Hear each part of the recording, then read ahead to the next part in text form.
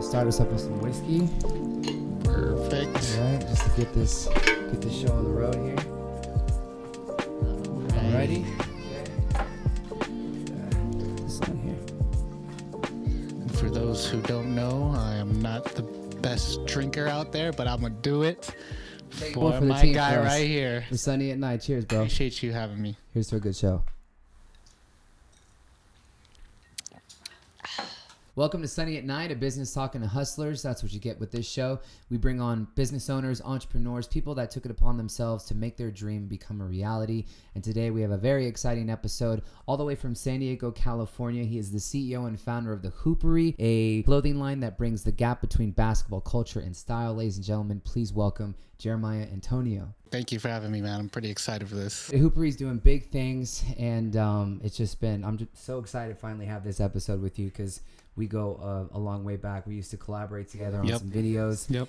And I just have seen your journey, and I'm excited for you to share that with our audience today. Tell me about your business, the Hoopery. So the Hoopery is, I'd like to call it a hybrid of a streetwear and a lifestyle brand. Streetwear because that's what I grew up with, you know, in high school, going to these underground stores in like downtown San Diego that social media wasn't around at that time, where you had to really go dig deep and look at brands that nobody ever heard of and, you know, rocking it at school. So I grew up in that culture, you know, Nike SB Dunks and everything came hand in hand, and basketball was my passion. You know what I mean? Grew up like playing basketball since I was like 5 years old outside in the driveway up until high school. You know, I played organized basketball. I learned the fundamentals of the game. I knew, you know, what it took to win. How I built the brand was I took what I learned from the game of basketball and I applied it through my entire life, whether that's my work, my relationships, and now my business. Because I knew I wasn't going to make college D1 basketball or the NBA, so I had to switch my focus. Like, look, I got to maybe put basketball into some clothing, and I made the brand. So that's the streetwear aspect of it, and I want to say the lifestyle aspect of the brand would be the meaning of the game, and how I said the fundamentals that I learned and how I apply it. Right. That's kind of the lifestyle aspect of the Hoopery. Where were you before you started the business? And like, what was that light bulb moment that came and was like, you know what, I gotta redirect and do this? What were you doing before? So it started off with my immigration status. Like, I was born on a naval base, but they messed up my passport where I didn't find out until I was 18 when I went to apply for a job that I was invalid for employment. And so they marked me down as an immigrant. So I had to do this whole like 5-year process to get that citizenship. In the meantime, I couldn't get a job. She's my wife now. We've been together for 12 years, high school sweetheart. I didn't even have money to take her out on dates. So how I made that money. That's the truest love. Yeah. That's how you know. Exactly. So I knew I had to keep her. Right. But in order for me to, you know, take her out and whatever, I had to recycle bottles. So I would recycle plastic bottles, maybe get like $25 to $40 a week. Use $10 for gas, drive to the nearest boiling crab or crab pub, get some shrimp, and get her some boba, and she was happy for the week. You know what I mean? So I was good. That's kind of like the hustle I had to do. So in the meantime, I had to figure out what the hell I was going to do with my future, right? So my dad was in the Navy for 26 years, senior chief in the Navy. So I always had I could always join the Navy. So I decided that, okay, let me try to join the Navy. 2 weeks before boot camp, she got cold feet, right? So the purpose of joining the Navy is because you want to provide for your family. She started like, I'm not sure if I want you to do it. So when she's showing me that she's unsure, I was kind of like, nah, like I'm not about to commit. Right. And you're not ready for it. You know what I mean? So I kind of refrained from that, and I told my dad, and I was basically like, I don't want to join the Navy 2 weeks before I was supposed to leave.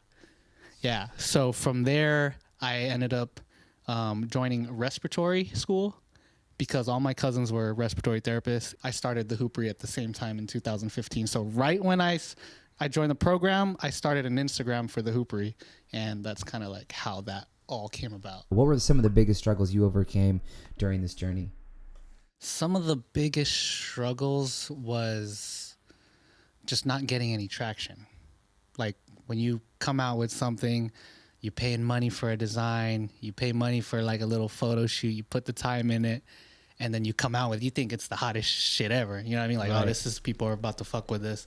And you drop it, and if say it costs $250 for the design to be made, and I sold maybe $200 worth. So I'm actually negative $50. I mean, that was happening every month.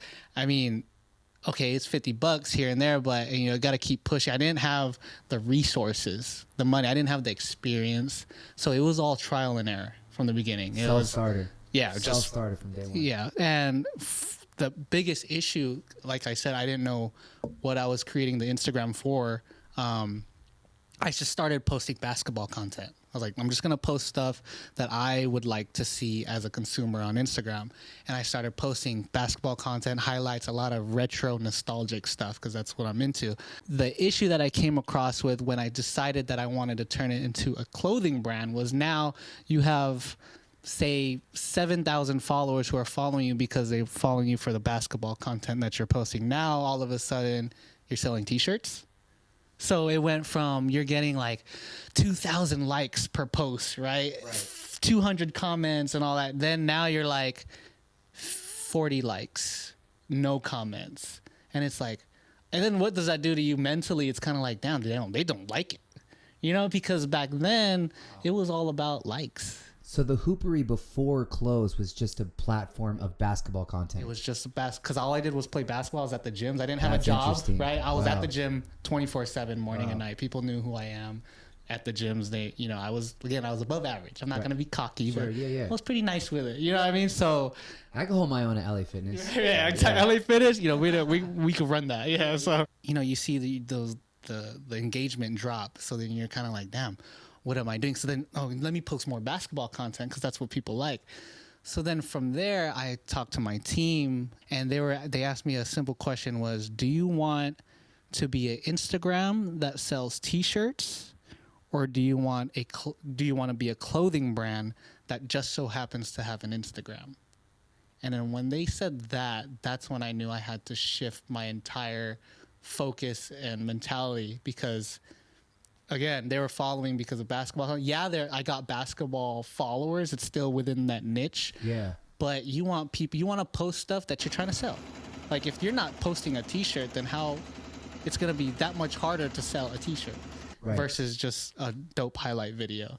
You know what I mean? So that was one thing that I had to overcome. And the second, obvious, to tie that in again, was, again, the sales were just bad, right? And then I just had to keep going, and that's when Jason Williams did the whole shout out for my white chocolate design, and that just completely did the whole 360. Like that changed the Hoopery right there. That made me keep going and just basically said I'm not going to quit. That was your viral moment, would you say? Yeah, that was the viral moment where literally 2 weeks before I had a meeting with my team saying I was going to quit.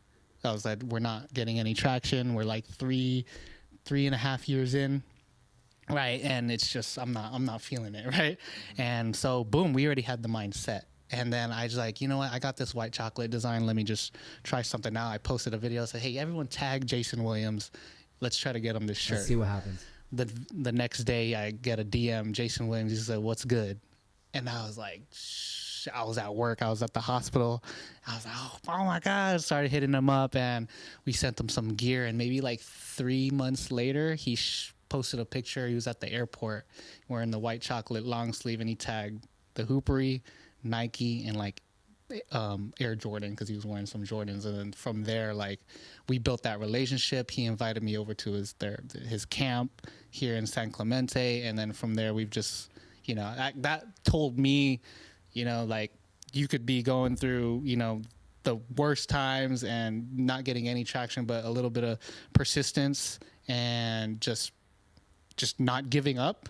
All you need is that that little bit of patience, and all it takes is that one shout out, that one thing that could change your life. So when was that moment when you were still at the hospital and then decided, no, Hoopery's full time now? So how did that happen? So this is when it gets crazy, because and this is where we met. Right. Our inspiration and our idol, Kobe Bryant, passed away in January, right? And people who've been following the brand, people who don't know this and hasn't followed us since the beginning, we've been coming out with our Mamba pieces, our collections, because that's my inspiration. So we came out with the hoodie, Legends Never Die, and I only came out with it when they announced the Mamba Sita Foundation. Right. That I was like, okay, now that they announced that, let's go ahead and drop something.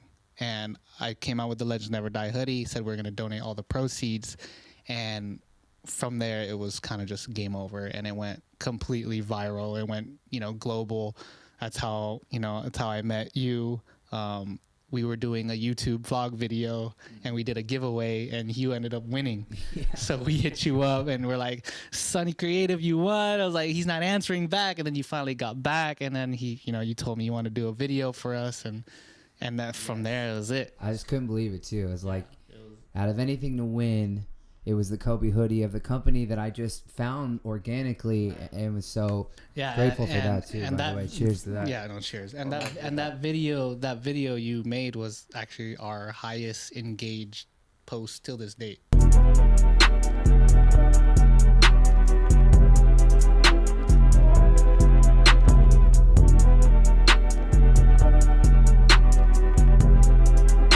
I mean, dope. Given the circumstance, but the relevance and all that. Still, that's the video that absolutely killed it, and we were able to donate $50,000 to. Dude, that's amazing. I'm glad to know that those numbers were high for you.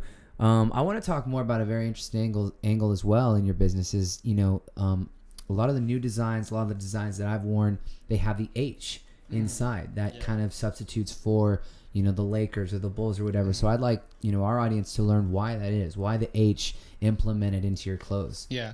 So when I go back to the whole streetwear lifestyle aspect of it, and then another thing, thinking forward for the brand, I want to focus more on that lifestyle aspect. Because when I started the brand, I was 22 years old, 23, young. I loved wearing the loud graphic tees like that, and go out there and just be noticed. And now about to be 30, I got 2 kids, married, settled down, and for me, what means the most to me is inspiring others and the message.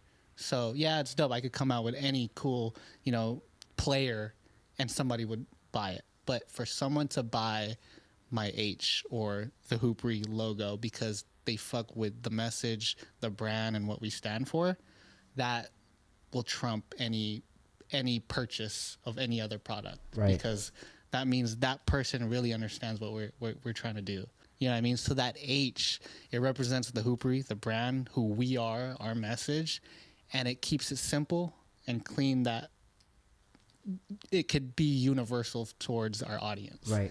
Piggyback off of Hoopery, how did you come up with such a name? And for it not to have been taken as well, to play on hoops. So during that time, I just, I'm just on Instagram, and you see people do little hashtags, or they'll be at, they just got a haircut, and then they hashtag thefadery, or they're at a brew house, a brewery, right? And then for me, I was like, okay, and then I think of a factory.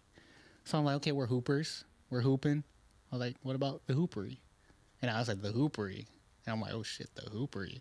And it just, from there, I was like, checked Instagram, it was available, so I made it, and then that was it. You also announced a few months back that you guys you made it into Foot Locker stores. Yes. How was that moment, and what's going on with that now?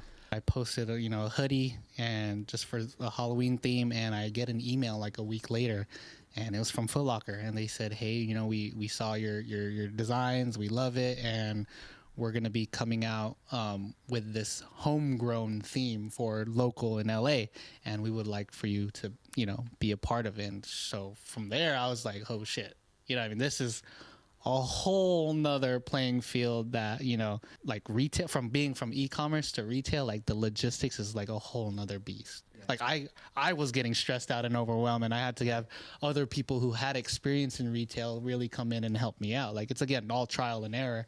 But yeah, so now we're in like, I want to say 20 retail stores all over LA, Foot Locker, and then I got them to put it in the San Diego, because that's where, you know, I'm from. Yeah. So we're doing that, and we're actually planning another mini drop. Had to give a little exclusive for the interview, but like, yeah, so we're, you know, all of that I'm already working on now. The overall vision, my big, you know, once we blow up is I want to have a Hoopery facility, right? Where we train the top of the line, you know, athletes. The NBA players go there to work out, you know, come to San Diego, come to the Hoopery rec. Be a Hoopery athlete. Yes. And then from there, we could have our in-store inside the facility. So it's like exclusive stuff only in store over there. Hoopery, right? It's all basketball culture and style. Is there any chance, any possibility to expand beyond hoops?